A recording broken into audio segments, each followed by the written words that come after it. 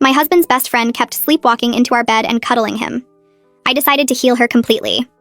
My husband Jordan's best friend Megan started sleepwalking into our bed every time she stayed over, always ending up on his side pressed against him while I woke up to find another woman wrapped around my husband. The first time it happened in January, Megan was staying in our guest room after a night out, and I woke up at 3 a.m. to find her under our covers with her arms around Jordan's waist.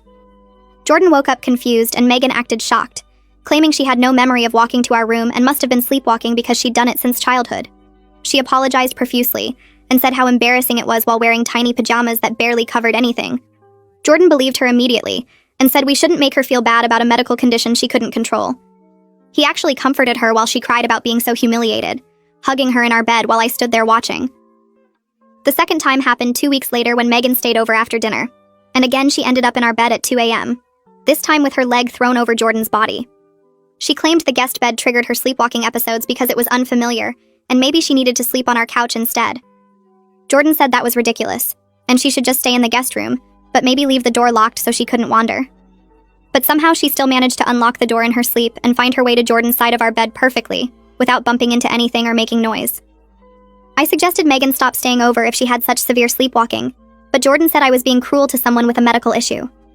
He said Megan couldn't help it and we needed to be understanding friends. He actually got angry when I said it was suspicious that she only sleepwalked to his side of the bed and never got lost or went anywhere else. He said I was accusing his friend of lying about a serious condition, and that showed what kind of person I was. By February, Megan was staying over every weekend and sleepwalking into our bed like clockwork. She'd always end up spooning Jordan or having him spoon her, claiming she had no memory of it happening. Jordan started expecting it and would just let her stay when she showed up instead of waking her because he said disturbing sleepwalkers was dangerous. I'd wake up to find my husband cuddling another woman who'd conveniently worn silk nightgowns or lacy underwear to sleep in. When I said sleepwalkers don't usually change into sexy clothes first, Jordan said I was sexualizing a medical emergency and being jealous of someone who needed help. Megan started telling our friends about her terrible sleepwalking condition that only happened at our house and how sweet Jordan was for not making her feel bad about it. She'd dramatically describe waking up confused in our bed with no memory while Jordan protected her from my accusations. Our friends started thinking I was heartless for not being sympathetic to Megan's condition. Some even suggested Jordan was such a good friend for handling it so maturely while I was being petty and suspicious. That's when I decided to cure Megan's sleepwalking permanently. I started by installing a lock on our bedroom door that could only be opened from inside, telling Jordan it was for Megan's safety, so she couldn't accidentally hurt herself trying to get in. The first night with the lock, we heard Megan trying the handle at 2 a.m., jiggling it repeatedly and even knocking softly. Jordan wanted to let her in, but I said that would encourage her sleepwalking, and we needed to break the pattern. We listened to her try to get in for 20 minutes before she gave up. The next morning, Megan said she'd had the worst night's sleep because her sleepwalking had been frustrated, and she'd woken up exhausted in the hallway. Jordan felt terrible, but I said this proved she was getting better since she'd woken up instead of wandering more. I suggested she see a sleep specialist since her condition was so severe, and offered to go with her for support. Megan quickly said that wasn't necessary, and her sleepwalking was actually improving. Next, I started setting up obstacles between the guest room and ours like chairs in the hallway, and a baby gate at the top of the stairs. Megan miraculously never hit any of them during her sleepwalking, navigating perfectly in the dark to reach our locked door. When I pointed this out, she said muscle memory guided her, but couldn't explain how muscle memory worked in a house she'd only started visiting recently. I then told Jordan we should help Megan by recording her sleepwalking to show doctors, and I set up motion-activated cameras in the hallway. Megan suddenly stopped sleepwalking completely, claiming the locked door had cured her because her subconscious knew it couldn't get in. But I'd already caught her on camera from earlier nights, fully awake, carefully walking to our room while checking if we were asleep. The best part was when I invited Megan's ex-boyfriend Paul to dinner without telling her. Paul showed up at 7:30 looking confused when I opened the door, and I watched Megan's face turn white as she stood behind me in the entryway. Jordan rushed over with a big smile and shook Paul's hand, asking how he'd been since they last saw each other at that work thing, while Megan made a weird choking sound and grabbed the wall for support. She stammered something about feeling sick suddenly and maybe needing to lie down, but I smiled and said dinner was ready and we should all sit before the food got cold. Paul kept glancing between Megan and me like he was trying to figure out what was happening, and Megan wouldn't look at him at all as we walked to the dining room. Jordan pulled out chairs for everyone and started talking about his latest project at work, completely missing how Megan's hands were shaking when she picked up her water glass. I served the pasta and salad while making small talk about the weather, waiting for the right moment to bring up the real reason I'd invited Paul over without telling anyone. About halfway through dinner, I mentioned how Megan had been dealing with this terrible sleepwalking problem that only seemed to happen at our house, and Paul's eyebrows shot up so fast I almost laughed. He put down his fork and looked at Megan with this expression I couldn't quite read, something between surprise and understanding, and Megan started eating faster like she wanted to finish and leave. Paul said he actually remembered Megan having a similar issue when they dated 3 years ago, except back then she kept sleepwalking into his roommate's bed instead of Paul's. Jordan stopped chewing and looked at Paul with interest, asking if she'd gotten help for it back then, and Megan kicked Paul under the table hard enough that he winced. Paul ignored her and kept talking, explaining how the sleepwalking mysteriously stopped after his roommate installed a lock on his bedroom door and caught her on camera one night trying the handle while fully awake. Jordan's fork paused halfway to his mouth and stayed there for a few seconds while he processed what Paul just said, and I could see the wheels turning in his head as he started connecting the dots. Megan tried to laugh it off and said Paul was remembering wrong, that she'd never done anything like that. But her voice came out too high and shaky to be convincing. She tried to change the subject by asking Paul about his new job, but Paul kept going and described how his roommate had set up a camera after the third time it happened. He said the footage showed Megan walking normally to the door, checking to make sure nobody was watching, and then carefully trying the handle multiple times before finally giving up and going back to the guest room. Jordan set his fork down completely now and stared at Megan with this look I'd never seen before, like he was seeing a stranger instead of his best friend. Megan's face turned red and she insisted Paul was lying to cause trouble, that he'd always been jealous of her friendship with Jordan, but nobody at the table believed her anymore. I excused myself to get dessert and came back carrying my laptop instead of cake, and Megan's eyes went wide when she saw what I was holding. I set it on the table and opened it to the folder where I'd been saving all the hallway camera footage from the past 2 weeks, and clicked on the first video. The screen showed Megan walking down our hallway at 2 in the morning, checking her phone for the time and then approaching our bedroom door with careful steps. She tried the handle once, twice, 3 times, each attempt getting more forceful, before she finally gave up and walked back to the guest room with her shoulders slumped. Jordan leaned forward to see the screen better, and his face went completely blank, like his brain had stopped working while it tried to make sense of what he was watching. Megan started crying immediately and saying the camera must be wrong somehow, that she had no memory of any of this happening and maybe she was doing it in her sleep without knowing. Paul shook his head slowly and told Jordan this was exactly what she'd done to him 3 years ago, using the same excuses and tears to make everyone feel bad for her. He said his roommate had felt so uncomfortable that he'd almost moved out before they finally confronted Megan with the evidence, and even then she'd tried to claim it was some kind of medical condition. Jordan just kept staring at the laptop screen where the video was playing on loop, showing Megan clearly awake and aware as she tried to get into our bedroom. I didn't say anything, just let him watch and process what he was seeing with his own eyes, instead of taking my word for it like I'd been asking him to do for months. Megan switched her approach and started begging us to understand that she must have a serious medical condition that made her appear awake while she was actually sleeping, that there were documented cases of people doing complex tasks while unconscious. She grabbed Jordan's arm and pleaded with him not to judge her for something she couldn't control, tears running down her face as she insisted she would never deliberately do something so awful. I calmly clicked to the next video, which showed Megan standing in our hallway texting on her phone before walking to our door and trying the handle. Then I played another video from a different night where she was scrolling through something on her phone screen, the light illuminating her face clearly as she stood outside our bedroom. I played a third video showing her checking the time, sighing in frustration when the door wouldn't open, and then typing out a text message before heading back to the guest room. Jordan pulled his arm away from Megan and asked her to explain how someone who was asleep could text on their phone and check the time, and Megan's mouth opened and closed without any sound coming out. Jordan's voice shook when he finally asked Megan directly why she would do this to him, why she would lie to his face for months and make him defend her against his own wife. Megan tried one more time to insist it wasn't what it looked like, that the videos were somehow misleading or taken out of context, but Jordan cut her off and asked her to just tell him the truth. Megan's face changed then, the tears stopping like someone had flipped a switch, and she stood up from the table so fast her chair fell backward. She shouted that we were both terrible friends who didn't understand real mental health struggles, that Jordan was choosing his jealous wife over someone who'd been there for him for years. She grabbed her purse and coat from the hall closet and stormed out of our house, slamming the door so hard the windows rattled. The 3 of us sat in silence for a minute, listening to her car start and speed away down our street. Paul was the first to speak, apologizing for not warning us earlier about Megan's behavior patterns. He explained that after their relationship ended and his roommate moved out, he'd assumed Megan had gotten professional help and worked through whatever was going on with her. He told Jordan that his former roommate Alexander had been so uncomfortable with Megan's nighttime visits that it affected his sleep and mental health, and their whole friend group back then had known Megan had serious boundary issues. Paul said Alexander eventually moved across town just to get away from the situation, and several people had stopped inviting Megan to gatherings because she made their partners uncomfortable. Jordan listened without interrupting, his face getting paler as Paul described incident after incident that sounded exactly like what had been happening in our house. Paul finished by saying he'd hoped Megan had changed in the past 3 years, but clearly she'd just found new people to target with the same manipulative behavior. Jordan sat frozen in his chair for almost an hour after Paul left, not touching his cold dinner or responding when I asked if he wanted anything. I watched him cycle through different emotions, his face showing anger and then guilt and then confusion, and then back to anger again. He kept picking up his phone like he wanted to call or text someone, then putting it back down without doing anything. I didn't push him to talk or try to make him feel better, just cleared the dinner dishes quietly and sat on the couch where he could see me if he needed me. I could tell he was processing the fact that his best friend had deliberately manipulated him for months, made him doubt his wife's sanity, and turned him into someone who defended boundary violations and gaslighting. The weight of realizing he'd been completely wrong about someone he trusted was crushing him, and he needed time to work through it on his own terms. The next morning, Jordan called Megan before I was even fully awake, and I could hear him talking in the kitchen while I got dressed. His voice was firm when he told her she wasn't welcome at our house anymore, and needed to get professional help for her behavior.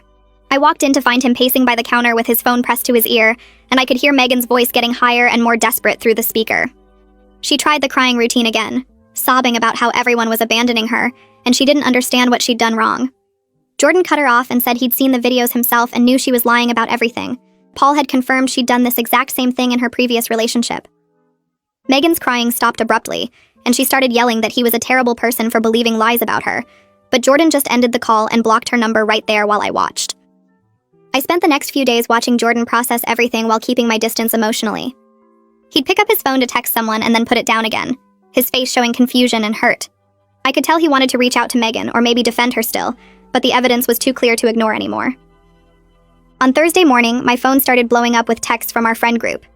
I opened the messages to find Megan had sent a long post to everyone claiming I'd manipulated the camera footage using editing software and convinced Jordan to abandon her during a serious mental health crisis. She wrote that she was devastated her best friend believed his controlling wife over her, and asked everyone to pray for Jordan because he was clearly being isolated. My hands shook as I read her twisting everything to make me look like the villain. 3 different friends texted Jordan within an hour asking if he was okay, and if I was preventing him from talking to people. Jordan's face went red as he read the messages, and he actually threw his phone across the room onto the couch. He paced around our living room for 10 minutes before picking it back up and opening our group chat. I watched him type out a response, delete it, and start over twice before finally sending something.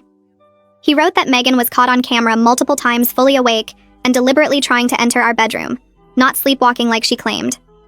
He explained that her ex-boyfriend Paul had confirmed she did the exact same thing in a previous relationship and that his former roommate had to move out because of her behavior. Jordan finished by saying he was disappointed. So many people assumed his wife was lying without ever asking for his perspective or looking at the evidence themselves. His message sat there in the chat for almost 20 minutes with nobody responding. Then Kira sent a private message just to me saying she needed to apologize. She wrote that she'd taken Megan's side automatically without hearing me out first, and she felt terrible about it. Kira admitted she found it easier to believe a medical condition than to consider that someone they all liked would do something so manipulative and creepy. She asked if we could meet for coffee so she could apologize in person. I agreed, and we met at a cafe near my work the next afternoon. Kira looked uncomfortable when she sat down across from me, fidgeting with her coffee cup and not making eye contact at first. She started by saying she was sorry for not believing me when I tried to explain what was happening. Then she told me something that made my stomach drop. She confessed that Megan had tried to cuddle with her husband during a movie night at their place last year, when Kira went to the bathroom.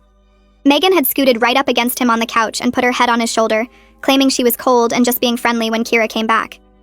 Kira had brushed it off as awkward social skills at the time, but now she could see it was part of a bigger pattern. She said her husband had mentioned feeling uncomfortable, but they'd both decided not to make it weird by bringing it up. I thanked her for telling me and said I understood how hard it was to see someone you trust in a different light. Over the weekend, more stories started coming out from our friend group. Another couple admitted Megan had made inappropriate comments about the husband's body during a pool party and touched his chest while laughing it off as a joke. Someone else mentioned she'd sat in their boyfriend's lap at a barbecue claiming all the chairs were taken, even though there were empty seats everywhere. Another friend said Megan had asked her husband for a back rub at a dinner party and got mad when he refused. Jordan sat on our couch reading all these messages with his head in his hands. He looked devastated as he realized he'd spent months defending someone who made multiple people uncomfortable, but nobody wanted to speak up about because she was his best friend. I felt bad for him even though part of me was still angry he hadn't believed me sooner. On Sunday afternoon, my sister Eliza drove up from 2 hours away after I called her and told her everything that happened. She walked into our house and immediately hugged me for a solid minute without saying anything. Then she turned to Jordan and told him directly that he owed me a massive apology for dismissing my concerns so completely. She said I'd spent months being gaslit and isolated while he chose to believe someone else over his own wife. Jordan nodded and said he knew he'd messed up badly. Eliza didn't let him off easy, though. She listed specific times I'd called her crying because I felt crazy and alone in my own home while Jordan defended Megan. She told him that kind of damage doesn't just go away because the other person is gone now. Jordan listened without trying to defend himself, and when Eliza finished, he turned to me. He apologized for real this time, not just saying sorry, but actually listing out each time he'd dismissed what I said and made me feel like I was being jealous or paranoid. He admitted he was, so invested in seeing Megan as his harmless best friend that he refused to consider she could be manipulative. Jordan said he understood if I was angry with him for choosing her word over mine repeatedly, and he wanted to work on rebuilding my trust however long that took. I told him I appreciated the apology, but we needed to actually address what happened, not just say sorry and move on. We scheduled a couples therapy session for the following week, because even though Megan was gone, the damage to our marriage from months of him dismissing me needed to be worked through properly. The therapist we saw was a woman in her 50s who listened to both of us explain what happened without interrupting. She helped Jordan understand how his defensiveness had made me feel crazy and alone in my own home. He'd been so worried about seeming like a jealous or controlling husband that he'd overcorrected by dismissing legitimate concerns. The therapist pointed out that trusting your partner isn't the same as being controlling, and that he'd actually damaged our marriage more by refusing to believe me. On Tuesday, Jordan got a message from Nolan, one of his coworkers. Nolan wrote that he'd noticed Megan flirting heavily with Jordan at a work event last year and thought it was inappropriate at the time. He said he'd actually mentioned it to Jordan back then, but Jordan had laughed it off as Megan just being friendly and affectionate with everyone. Nolan apologized for not pushing harder on it and said he should have trusted his instincts that something was off about her behavior. Jordan showed me the message and I could see him starting to recognize all the signs he'd missed or explained away over the years. He said Megan always found excuses to touch him at gatherings, like adjusting his collar or brushing lint off his shirt. She monopolized his time at parties and would get upset if he talked to other people for too long. Jordan remembered she'd made subtle comments about me not being good enough for him that he'd dismissed as jokes, like saying he deserved someone who appreciated him more, or that I didn't understand him like she did. I watched Jordan piece together all the signs he'd ignored, and it hurt him worse than anything Megan had done directly. He kept going back through years of friendship, finding moments where she'd crossed lines he'd explained away. 3 days later, Megan posted on social media about how mental health struggles make you realize who your real friends are. She wrote this long thing about people abandoning you when you need help most, and how she was learning to love herself despite toxic people trying to bring her down. The post got dozens of comments from people who didn't know what actually happened, all saying how strong she was and how she deserved better friends. I watched the comments pile up for about an hour before Kira jumped in. She wrote that maybe people should get the full story before supporting someone who violated boundaries and lied about it. Then Nolan commented that he'd seen Megan's behavior firsthand, and it wasn't about mental health. It was about manipulation. 2 other friends from our group added their own comments about the camera footage and how Megan had been caught deliberately faking everything. Megan deleted the whole post within 20 minutes, but screenshots were already floating around our friend circle. Jordan got a message the next morning from someone named Alexander, who said Paul had given him our contact info. Alexander explained he used to be Paul's roommate 3 years ago when Paul and Megan were dating. He wrote that he felt sick when Paul told him what happened at our house because the exact same thing had happened to him. Megan had stayed over at their apartment multiple times and kept ending up in Alexander's bed instead of Paul's. Everyone told Alexander he was overreacting when he said it felt wrong and invasive. They said Megan had a medical condition, and he was being insensitive by making her feel bad about something she couldn't control. Alexander wrote that he eventually just moved out because he couldn't handle waking up to find his friend's girlfriend in his bed anymore, and everyone made him feel like the bad guy for it. He thanked us for finally proving he wasn't crazy, and said he'd spent 3 years wondering if he really had been too harsh on someone with a sleep disorder. I showed the message to Jordan and watched his face go pale. He realized Megan had been doing this for years to multiple people, perfecting her act and using the same excuses every time. I suggested maybe Jordan needed some space from the whole friend group to process everything that happened. He'd been friends with most of these people for over a decade, and finding out his best friend manipulated everyone was a lot to handle. But Jordan shook his head and said he wanted to face it directly instead of hiding. He sent out a group message inviting our closest friends to dinner at our house the following Saturday. Jordan wrote that he wanted to clear the air and make sure everyone understood what actually happened with Megan. He said he owed people explanations and apologies for his part in enabling her behavior. 8 people confirmed they'd come, which was basically our core friend group minus Megan. I spent Saturday afternoon cooking while Jordan paced around the house rehearsing what he wanted to say. When everyone arrived, you could feel the tension in the room. Nobody knew exactly what to expect, and half of them probably thought Jordan was going to defend Megan again. We all sat down in the living room with drinks, and Jordan stood up in front of everyone. He started by taking full responsibility for refusing to listen when people expressed concerns about Megan. He explained how the camera footage showed her fully awake and deliberately trying to get into our bedroom night after night. Jordan told them about Paul's testimony that Megan had done the exact same thing in her previous relationship and about Alexander having to move out because of her behavior. He apologized directly to me in front of everyone for making me feel like I was going crazy in my own home. Jordan's voice cracked when he said he'd chosen to believe Megan's lies over his wife's legitimate concerns, and he understood how much damage that caused. Kira spoke up and shared the story about Megan trying to cuddle with her husband during movie night. She admitted she'd convinced herself it was just awkward social skills because it seemed easier than believing someone they all liked would do something manipulative. 2 other friends nodded, and one guy named Darren said Megan had been way too touchy with his girlfriend at a party last year. His girlfriend had mentioned feeling uncomfortable, but Darren brushed it off as Megan just being affectionate with everyone. Another friend named Sophie admitted Megan had made comments about her boyfriend that crossed lines, but Sophie had ignored it because everyone said Megan was harmless. The group sat there realizing they'd all witnessed pieces of a pattern, but nobody had connected them because Megan kept everyone separate. Each incident seemed small on its own, but together they showed someone who deliberately pushed boundaries and played victim when called out. Darren asked if we were planning to take legal action against Megan for what she did. Jordan and I looked at each other and I shook my head. I told everyone we just wanted Megan out of our lives completely. The cameras and testimony were enough to protect ourselves and warn others, and dragging this through courts would just extend the nightmare. Jordan agreed and said we had the evidence we needed to make sure people knew the truth, and that was enough for us. 2 days later, Jordan's phone dinged with an email notification. He opened it and his expression went from confused to angry in about 3 seconds. He handed me his phone without saying anything. The email was from Megan, and it went on for paragraphs about how she did have real feelings for Jordan. She wrote that her subconscious was trying to be close to him through the sleepwalking, because she'd been in love with him for years. Megan claimed she never meant to hurt anyone, and the feelings just became too strong to control. She said maybe in another life they could have been together, and she hoped someday Jordan would understand she was just following her heart. I handed the phone back and told Jordan it was just another manipulation attempt. She was trying to reframe her predatory behavior as some romantic tragedy instead of the violation it actually was. Jordan nodded and said he saw right through it. He deleted the email and then spent the next hour blocking Megan on every platform he could think of. He sent messages to mutual friends saying he wouldn't attend any events where Megan were invited, and he needed them to respect that boundary. Most people responded right away saying they completely understood, and would make sure Megan wasn't included in group gatherings anymore. A few friends who still believed Megan's version of events sent concerned messages asking if Jordan was okay, and if I was controlling who he could see.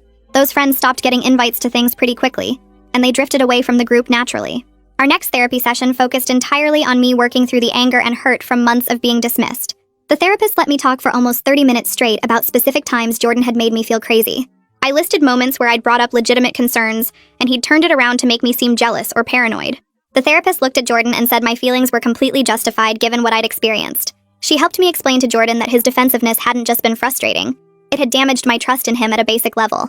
I told him there were nights I'd laid awake wondering if I really was being unreasonable, if maybe I was the problem in our marriage.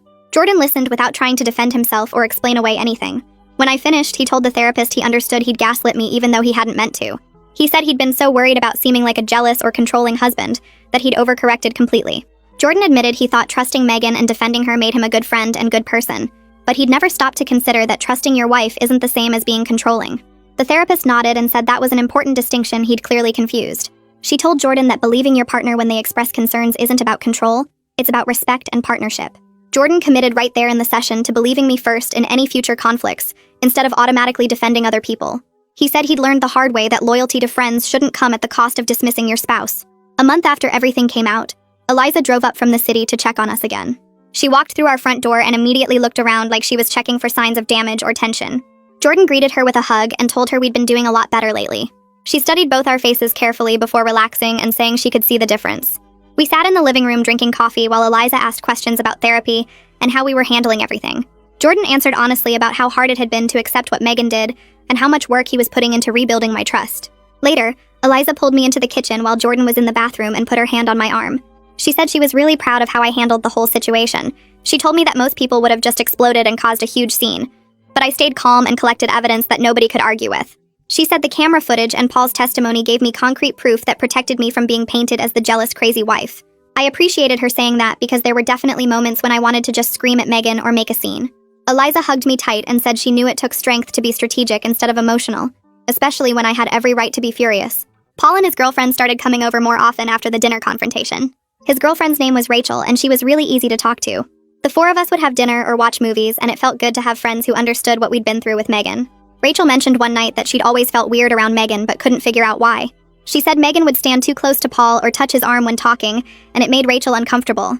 Rachel told us she thought maybe she was being insecure or jealous until Paul explained Megan's history. She said knowing about the pattern with Paul's old roommate and then what happened with Jordan made everything click into place.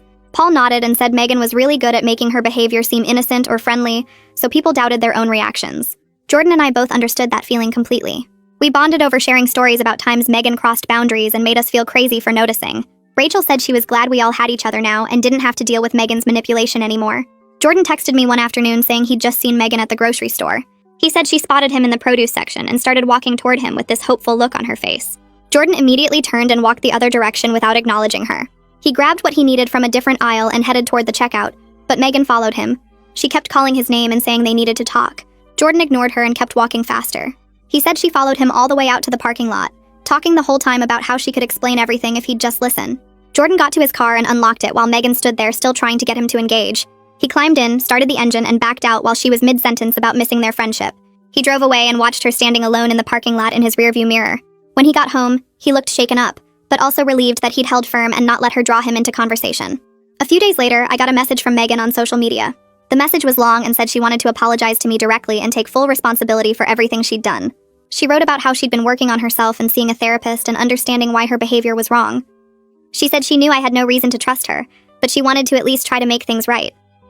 I read the whole message and felt nothing but tired. I showed it to Jordan and he said it was probably just another attempt to get back into our lives. I remembered what our therapist said about engaging with manipulative people.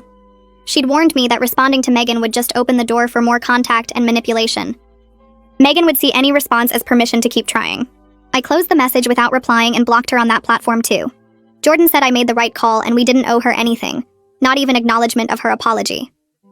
3 months had passed since the dinner where everything came out. Jordan and I were sitting on the couch one evening when he suddenly said he felt really embarrassed about how blind he'd been.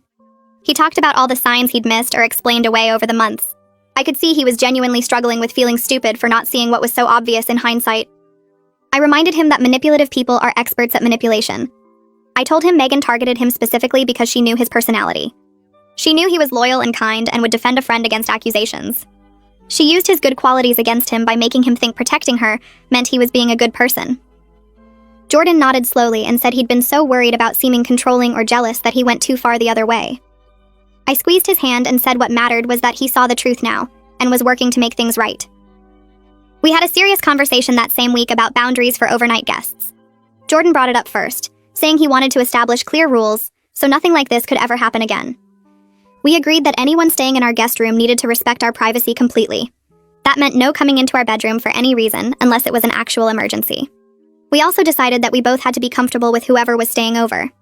If either of us felt weird about someone, we'd discuss it and find another solution. Jordan looked at me seriously and said he never wanted to put me in a position again where I felt unsafe or disrespected in our own home. He said our house should be our safe space and he'd failed to protect that. I appreciated him saying it out loud and taking responsibility. Kira called me one afternoon sounding frustrated and annoyed. She said Megan had tried to reach out to her through a mutual acquaintance. Megan apparently told the acquaintance that everyone had misunderstood the whole situation. She claimed the camera footage was taken out of context and didn't show the full picture. The acquaintance passed the message along to Kira thinking she might want to hear Megan's side. Kira shut it down immediately. She told the acquaintance she'd watched the videos herself multiple times and saw exactly what happened. She said there was no context that would make Megan's behavior okay. Kira also told the acquaintance not to pass along any more messages from Megan because she wasn't interested in reconnecting. She called to warn me that Megan might try the same approach with other friends. I thanked her for the heads up and for standing firm.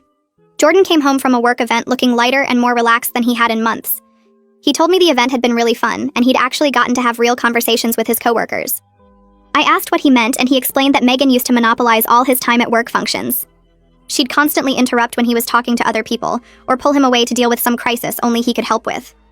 His coworkers had apparently felt excluded, or like they couldn't get to know Jordan because Megan was always there. Nolan pulled Jordan aside at the event and mentioned how nice it was to actually talk to him without interruptions. Nolan said other people at work had noticed the difference too, and everyone seemed relieved. Jordan realized Megan hadn't just affected our home life, but had isolated him socially at work too. He said it felt good to rebuild those professional relationships. In therapy, I had a breakthrough about my own mental state over the past months. I realized I'd been doubting my own perceptions and instincts about everything, not just the situation with Megan. I second-guessed myself at work, with friends, even about small daily decisions. The therapist helped me see that being gaslit for months had damaged my confidence in my own judgment. Every time Jordan dismissed my concerns or made me feel paranoid, it chipped away at my ability to trust myself. I'd started questioning whether I was really seeing what I thought I was seeing in other situations too.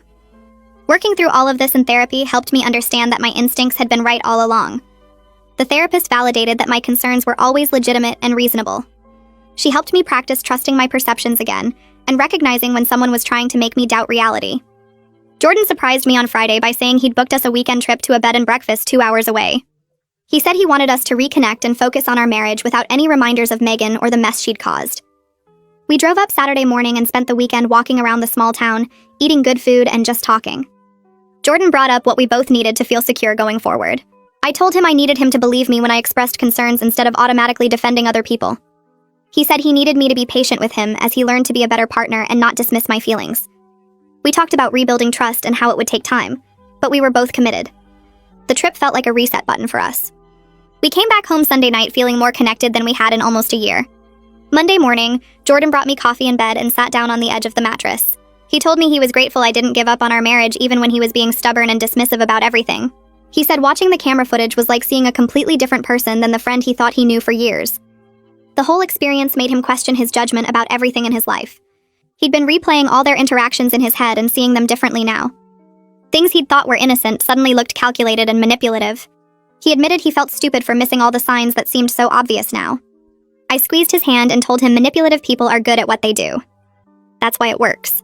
We talked for almost an hour about how we both needed to move forward without letting this damage us permanently. We got back from the trip feeling more connected and committed to working through the damage together.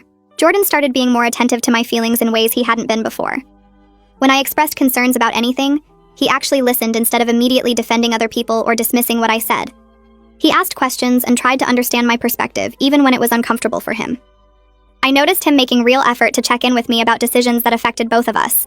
He stopped assuming he knew what was best and started treating me like an equal partner whose opinions mattered. The change felt genuine because it showed up in small daily moments, not just big conversations. He'd pause before responding to things and actually consider what I was saying instead of reacting defensively. 3 days later, Alexander sent Jordan a long email thanking us for exposing Megan's pattern. He said he'd felt gaslit and crazy during his experience with her years ago. Everyone told him he was overreacting to innocent sleepwalking, and he started doubting his own perceptions. He moved out of his apartment instead of dealing with the situation because nobody believed him. Knowing other people experienced the same thing and that we believed him helped him feel less paranoid about his own judgment. Jordan showed me the email, and we both felt bad that Alexander had gone through that alone. Jordan wrote back saying he wished he'd known about it sooner, because maybe he would have recognized the pattern earlier. Alexander responded that he'd tried to warn people, but Megan was good at making herself look like the victim. She'd told everyone Alexander was cruel for abandoning his friend during a medical crisis. Our friend group settled into a new normal without Megan over the next few weeks. People started commenting that gatherings felt more relaxed now. Nobody was walking on eggshells or managing someone's constant need for attention and validation. Conversations flowed naturally without someone steering everything back to themselves. Several friends admitted they'd always felt slightly on edge around her, but couldn't articulate why until the pattern became obvious. Kira mentioned she used to feel exhausted after hanging out with Megan because everything required so much emotional energy. Another friend said she'd noticed Megan always positioned herself physically between couples at parties, but thought she was just being friendly. Now everyone could see how she'd been manipulating group dynamics the whole time. The relief in the group was obvious even though nobody wanted to seem mean by saying it out loud. Thursday afternoon, I found an envelope on the kitchen counter with my name written on it in Jordan's handwriting. Inside was a 3-page letter apologizing specifically for each time he dismissed my concerns and made me feel like I was being jealous or paranoid. He listed actual incidents with dates and what he'd said to me. He acknowledged that his words caused real harm and made me doubt myself in my own home. He wrote that he was committed to never making me doubt myself like that again. He said he understood why I'd felt isolated and alone, and he was sorry for contributing to that feeling. The letter was detailed and thoughtful in a way that showed he'd really been thinking about his actions. He didn't make excuses or try to justify anything. He just took responsibility for the damage he'd caused by refusing to listen to me. I read it twice and felt something shift inside me. The specific acknowledgement of each incident meant more than a general apology would have. I found Jordan in his workshop that evening and told him I'd read the letter. I said I could see he was genuinely working to change his behavior and rebuild trust between us.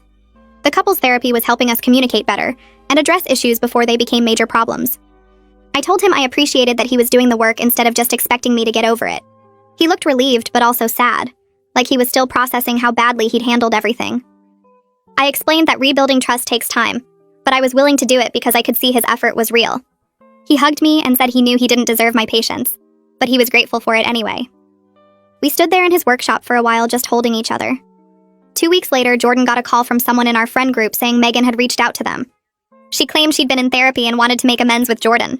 The friend was asking if Jordan wanted them to pass along her contact information. Jordan said no politely but firmly. He told them he wasn't interested in reconnecting with Megan and asked them not to pass along messages from her anymore.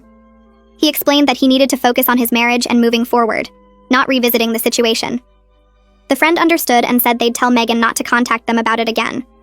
Jordan told me about the call right away instead of hiding it or handling it alone. That openness meant a lot to me. He said he wanted me to know he was setting clear boundaries and wasn't going to let Megan back into our lives in any way. 6 months after the confrontation, Jordan and I were in a much better place in our marriage. We'd learned to communicate more openly about things that bothered us instead of letting resentment build. He'd proven through consistent actions over time that he trusted and believed me. The therapy sessions continued even though things were better because we both wanted to maintain the progress we'd made. We went on regular date nights and actually talked about our feelings instead of just going through the motions. Jordan checked in with me about social plans and respected my boundaries without making me feel guilty. I felt safe in my own home again. The guest room didn't carry the weight of bad memories anymore. We'd even had other friends stay over without any weirdness or anxiety. Our relationship felt stronger because we'd worked through something difficult together instead of letting it destroy us. Kira hosted a dinner party on Saturday night and invited our whole friend group. She made a point of toasting to healthy boundaries and real friendships during dinner.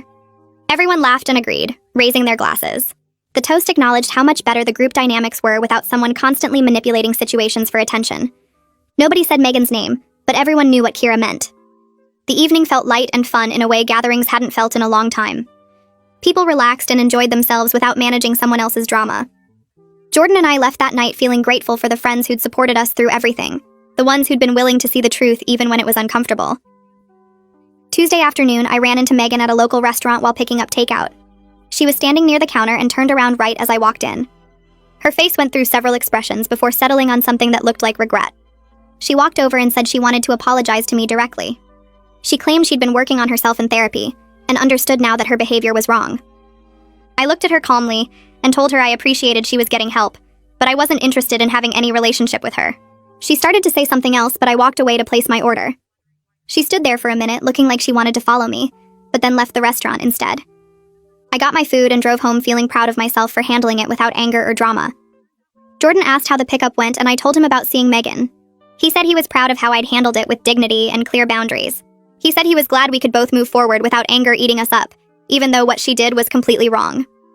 I nodded and told him I felt the same way. The restaurant encounter had tested me, but I'd handled it exactly how I wanted to. No yelling, no drama, just clear boundaries, and then walking away. Jordan squeezed my hand across the dinner table and said he was learning from how I handled difficult situations. Over the next few weeks, our marriage continued getting stronger. Jordan became way more aware of boundaries with everyone, not just with situations involving women. He checked in with me before making plans that affected both of us. He listened when I voiced concerns instead of getting defensive. I learned to speak up more clearly about what bothered me instead of letting things build up.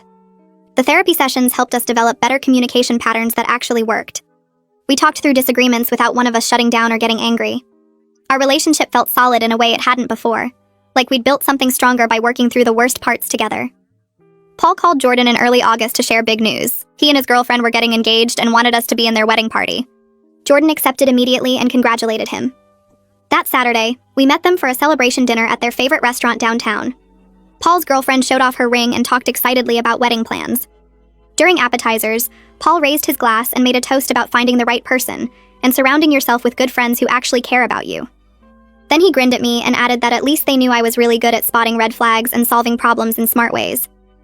Everyone laughed and Jordan agreed, saying I'd definitely proven that skill. Paul's girlfriend said she felt lucky to have friends like us who would look out for them. The evening felt easy and fun, celebrating something happy without any weird tension or drama hanging over it. We left that night feeling grateful that something good had come from the mess with Megan. Paul had found someone who made him genuinely happy, and we'd all become closer friends through everything. A few weeks later, I came home from grocery shopping to find Jordan in the garage surrounded by wood pieces and tools. He'd set up a whole woodworking area without telling me. I asked what he was doing and he said he'd started a new hobby. He wanted to build things with his hands, create something real and lasting. Over the next month, he spent evenings and weekends out there working on a project he wouldn't let me see. He came inside with sawdust in his hair and on his clothes, looking tired but satisfied. Finally, in September, he brought a beautiful wooden jewelry box into the bedroom. The craftsmanship was incredible for someone who'd just started. He'd carved designs into the lid and lined the inside with soft fabric. Jordan handed it to me and said he wanted to make something meaningful that showed how much our relationship mattered to him. He said the box represented his commitment to us, something solid and carefully built that would last. I ran my fingers over the smooth wood and felt tears starting. The gift meant more than any store-bought thing, because he'd put real time and effort into creating it specifically for me. Around the same time, I started reaching out to friends I'd drifted away from during the months when Megan was around. She'd taken up so much space in our social life that other friendships had fallen by the wayside. I called my friend Rachel, who I used to meet for coffee every week. She answered right away and sounded happy to hear from me. We met up that Thursday, and she said she'd been wondering what happened but didn't want to intrude or seem nosy. I explained the whole situation with Megan and how it had finally gotten resolved. Rachel admitted she'd sensed something off about Megan the few times they'd met, but couldn't put her finger on what exactly. She was relieved things had worked out and said she'd missed our regular hangouts. Over the next few weeks, I reconnected with several other friends the same way. They were all supportive and glad to hear Jordan and I had worked through everything. A few mentioned they'd noticed me seeming stressed or distant, but hadn't known how to bring it up. Getting those friendships back felt like reclaiming parts of my life that had been slowly disappearing. In October, Kira sent a message to our whole friend group suggesting we plan a vacation together. She proposed renting a beach house for a long weekend. Everyone responded with excitement and we picked dates that worked for most people. The planning process itself felt different from it used to.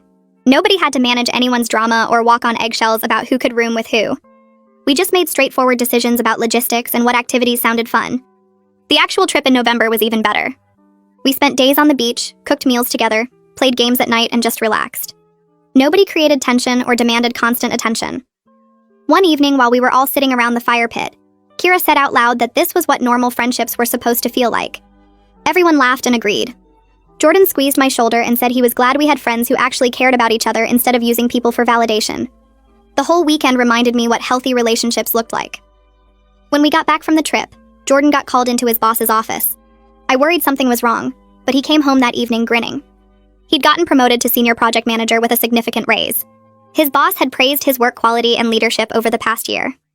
That night at dinner, Jordan said something that surprised me. He told me part of his success came from having more mental energy now. When Megan was constantly around, her demands for attention and validation had drained him even at work. He'd spent mental energy managing her feelings and dealing with the tension at home. Now that she was completely out of our lives, he could focus properly on his job and other things that actually mattered. His coworkers had noticed the change too. Several of them congratulated him the next day and mentioned he seemed much happier overall. One guy said Jordan had been distracted and stressed for months, but now seemed like himself again. Jordan realized he hadn't even noticed how much Megan's manipulation had affected every part of his life until it stopped. Around the same time Jordan got promoted, I started a new job I was really excited about. The position was exactly what I'd been looking for in my field, with better pay and opportunities for growth. Jordan celebrated with me without any of the weird insecurity Megan used to prey on. He never made comments about me being too busy or not having enough time for him. He asked about my projects and listened when I talked about work challenges. When I had to stay late or bring work home, he supported it instead of making me feel guilty. I realized how different this felt from before. During the Megan situation, she'd made little comments about me prioritizing career over Jordan, planting seeds of doubt about whether I was a good wife. Jordan had absorbed some of that messaging even if he didn't realize it. Now he genuinely wanted me to succeed and never questioned whether my achievements somehow threatened our relationship. Having that support made me feel secure in ways I hadn't fully appreciated before. In early December, we decided to host a dinner party at our house. I'd been avoiding having people stay over because the guest room still carried bad memories, but enough time had passed that I wanted to reclaim that space. We invited 6 friends, including Kira and her husband. I spent the day cooking and setting everything up. When people started arriving, I felt completely relaxed instead of anxious. The guest room was just a room again, not a source of stress. We ate dinner, played board games, and some people ended up staying over because they'd had too much wine. I offered the guest room to Kira and her husband without any weird feelings. The next morning, we all had breakfast together, and it felt perfectly normal. Nobody wandered into our bedroom. Nobody created drama or made things uncomfortable. I realized while cleaning up that I felt completely comfortable and safe in my own home again. The house belonged to Jordan and me, not to memories of someone who'd violated our space and trust. Right before Christmas, my sister Eliza came to visit for the holidays. She'd been checking in regularly since everything happened with Megan, worried about whether Jordan and I would actually work things out. The first evening she was there, she pulled me aside while Jordan was in the garage. Eliza said she could see how much stronger Jordan and I were as a couple now. The way we interacted felt different, more solid and genuine. She admitted she'd been really worried we might not make it through such a serious breach of trust. When someone dismisses your concerns that completely and makes you doubt your own perceptions, it damages something fundamental. But we'd proven her wrong by actually doing the work to fix what was broken. Jordan had made real changes in how he listened and respected my instincts. I'd learned to advocate for myself more clearly instead of hoping he'd just figure things out. Eliza hugged me and said she was proud of both of us for not taking the easy way out. Plenty of couples would have either ignored the problems or given up entirely. We'd chosen the harder path of actually addressing everything head-on and rebuilding from there. A few weeks later, Jordan and I stood in the hallway looking at the motion cameras we'd installed months ago. He reached up and started unscrewing the first one from the wall. I held the stepladder steady while he worked. He handed the camera down to me and moved to the next one. We didn't really need them anymore since Megan was completely out of our lives. Jordan stepped off the ladder and looked at the small pile of equipment we'd accumulated. He shook his head and said he was glad we had the documentation of everything that happened, but he was happier we didn't need surveillance in our own home anymore. I agreed and told him it felt good to take them down. We both started laughing about how completely absurd the whole situation had been. The fact that we'd needed cameras to prove someone was faking sleepwalking seemed ridiculous now that it was over. Jordan carried the equipment to the garage while I folded up the ladder. The hallway looked normal again without the little black boxes mounted near the ceiling. Our anniversary arrived in mid-January, and Jordan surprised me with dinner at the restaurant where we'd had our first date. After we finished eating, he pulled out a card and handed it across the table. I opened it and read what he'd written inside. He thanked me for being patient while he learned to be a better partner. He wrote that almost losing my trust had taught him what really mattered in our marriage. He said he was grateful I'd given him the chance to make things right instead of just giving up on us. I felt my eyes get wet reading his words. I reached across the table and squeezed his hand. He squeezed back and told me he meant every word. The whole experience with Megan had forced us to work through problems we might have ignored otherwise. We'd come out stronger because we'd actually dealt with the hard stuff instead of pretending everything was fine. About a month later, Kira called me with news she'd heard through mutual friends. Megan had apparently moved to a different city for what she called a fresh start. Nobody in our group had heard from her directly or knew exactly where she'd gone. Kira said it seemed like Megan had just quietly disappeared from everyone's lives. I told Kira that was probably for the best for everyone involved. We all silently agreed that maintaining distance from Megan was the healthiest choice. Our friend group had moved on, and nobody seemed interested in reaching out to her. The whole situation had revealed things about her behavior that made people uncomfortable. It was easier for everyone to just let her start over somewhere else without us. Jordan and I spent a Saturday afternoon looking at travel websites and planning a trip to Hawaii for next month. We scrolled through pictures of beaches and hotels. Jordan suggested we should also start thinking seriously about having kids in the next year or two. I looked up from the laptop and smiled at him. Our home felt peaceful and secure now. Our marriage was solid after working through everything with Megan. We'd both grown from the experience of dealing with something really difficult together. Life felt genuinely good for the first time in months. I was excited about our future and all the plans we were making. Jordan closed the laptop and pulled me close. We sat on the couch talking about baby names and what kind of parents we wanted to be. Everything felt right,